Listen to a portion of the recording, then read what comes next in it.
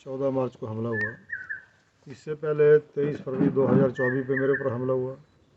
उससे पहले विधानसभा चुनाव से 2 दिन पहले मेरे बच्चे के ऊपर हमला हुआ। और जब से ये व्यक्ति टिकट लेकर के आया है त्रिलोक जमाल, तब से ये हमलावरों को साथ में लेके आया, बाउंसर लेके आया। चुनावों में लगातार ये बाउंसर उसके साथ चले रहे। तब तक ये बाउंसर के नाम से जाने जाते थे। अब ये लोग चिट्टा तस्करी के साथ साथ आर्म्स तस्करी भी करना शुरू कर दिया। मेरा पुलिस प्रशासन से और सरकार से निवेदन है कि पहले भी इनके गाड़ियों का नंबर दिए थे, इन गाड़ियों की यदि चेकिंग हो तो इनमें पिस्टल मिलेंगे, आर्म्स मिलेंगे, लेकिन देर आए दुरुस्त आए। अभी मैं ये कह रहा हूँ कि बहुत से लोगों को 10-10 हज़ार रुपये का नीचे से पिस्टल लेके आते हैं, 60-60 हज़ार रुपये का बेच रहे हैं, और यदि 100 भी बेचे होंगे तो 50 लाख हो गए। तो इस प्रकार की आर्म तस्करों के साथ, चिट्टा तस्करों के साथ त्रिलोक जमाल का साथ होना और चुनाव प्रचार में उनको साथ में लेना, मेरे बच्चों को मारना, मेरे ऊपर 2-2 बार हमले करना और उसके बाद मुझे ही गालियां देना, मेरी सिक्योरिटी हटाने के लिए बार बार दबाव बनाना, विधानसभा के अंदर बोलना कि भी सिक्योरिटी हटाओ। तो ये कह रहे हैं कि हमारे ऊपर आरोप कैसे लगा रहे हैं।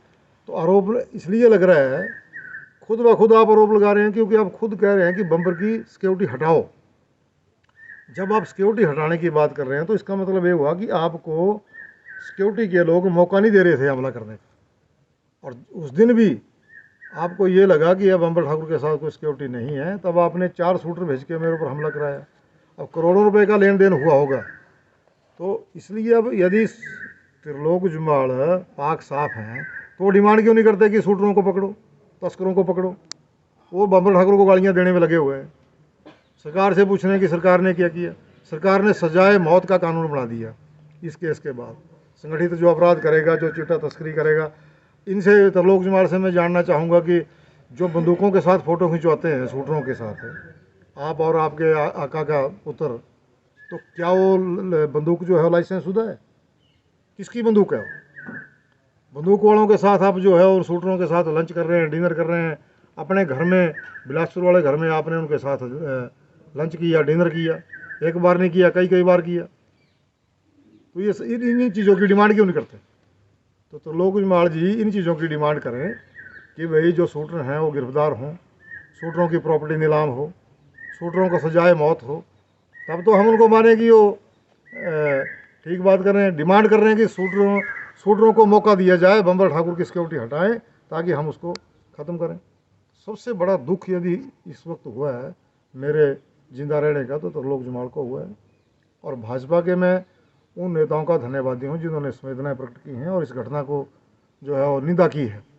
और कांग्रेस सरकार के, पूरी सरकार के, पूरी कैबिनेट के, पूरे हिमाचल प्रदेश के वासियों का मैं धन्यवादी हूँ कि जिनकी दुआओं से मैं जिंदा बचा हूँ और सरकार ने मुझे सिक्योरिटी दी है। मैं डीसी बिलासपुर का और एसपी बिलासपुर का भी धन्यवादी हूँ कि उन्होंने मेरी सिक्योरिटी को बढ़ाने के लिए डिमांड मतलब अपनी रिपोर्ट दी है।